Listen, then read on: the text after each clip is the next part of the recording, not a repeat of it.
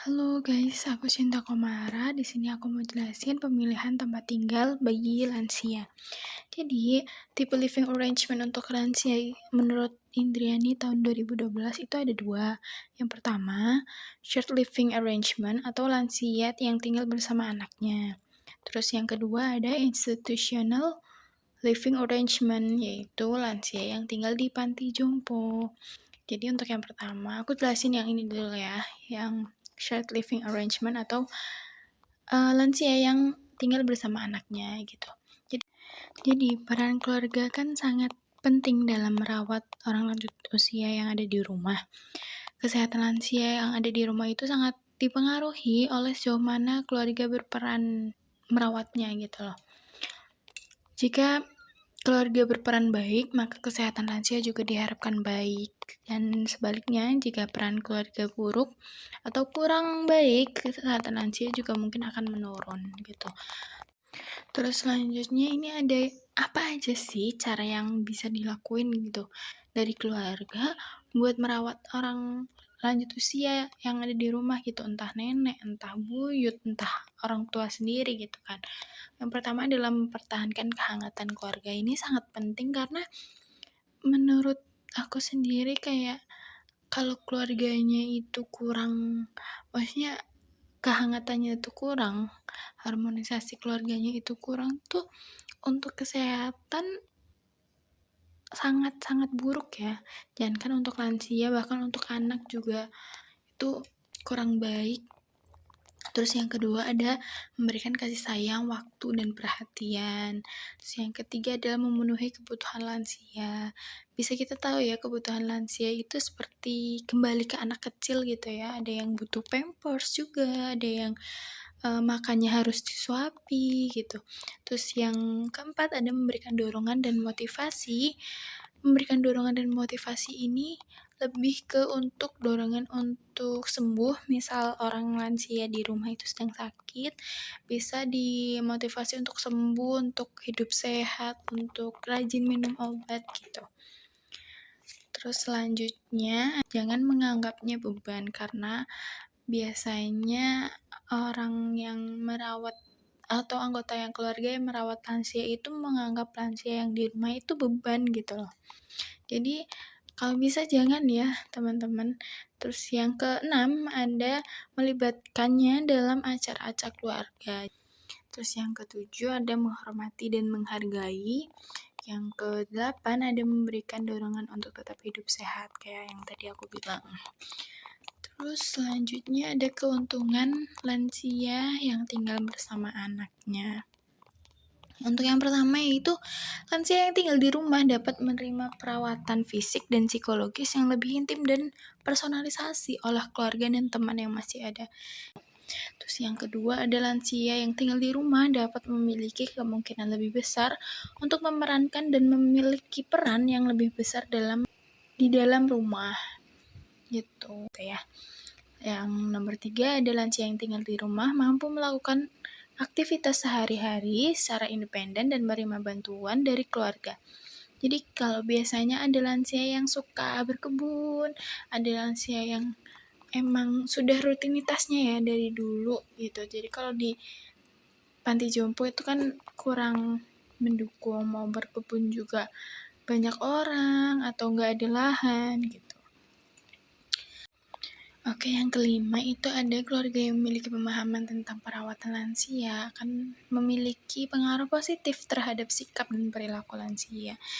Yang keenam, ada lansia yang tinggal di rumah dapat merasakan kesejahteraan yang tinggi dengan perlengkapan dan perkembangan yang ada di rumah. Jadi kalau di rumah institusional itu atau panti jompo itu kan kadang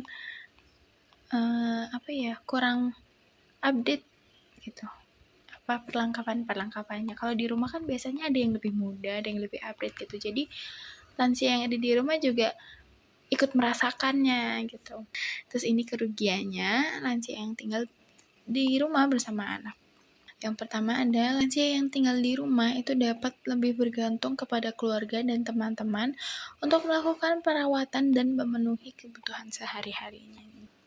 Yang kedua, ada lansia yang tinggal di rumah akan lebih sulit berinteraksi dengan orang seumurannya. Yang ketiga, ada lansia yang tinggal di rumah lebih sulit menerima peranan karena tidak ada kolaborasi dengan lansia lainnya.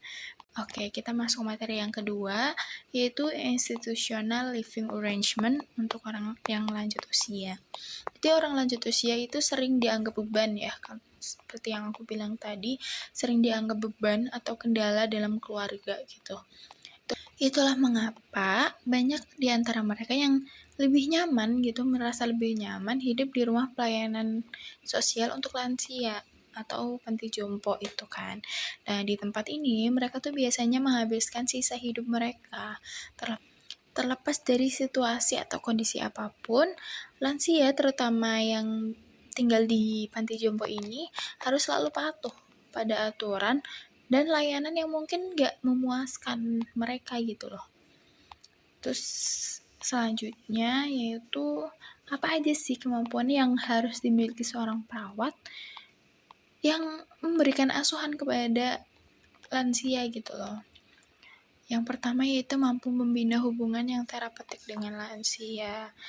Yang kedua, ada menghargai keunikan kelompok lansia. Seperti kita tahu ya, kadang tuh lansia pemikirannya udah sedikit aneh menurut kita.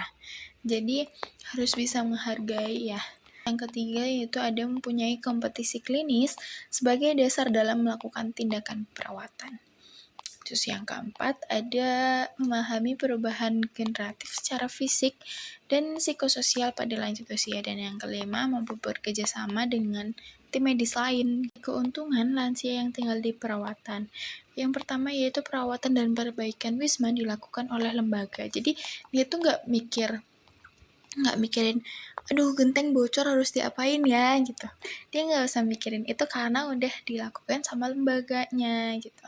Yang pertama itu, yang kedua yaitu terdapat kemungkinan untuk berhubungan dengan teman seusianya yang mempunyai minat dan kemampuan yang sama. Yang ketiga yaitu ada kesempatan yang besar untuk diterima secara temporer oleh teman-teman seusia daripada dengan orang yang lebih muda.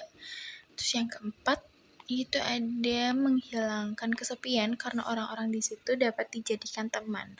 Bukan hanya sama-sama lansia yang ada di panti jompo, tapi biasanya perawatnya juga jadi teman buat mereka gitu. Yang kelima, ada perayaan hari libur bagi mereka yang nggak punya keluarga gitu. Terus yang keenam yaitu ada kesempatan untuk berprestasi berdasarkan prestasi di masa lalu. Selanjutnya ada kerugian lansia yang tinggal di rumah perawatan. Yang pertama yaitu biayanya ya seperti yang kita tahu ya, biayanya lebih mahal daripada di rumah sendiri.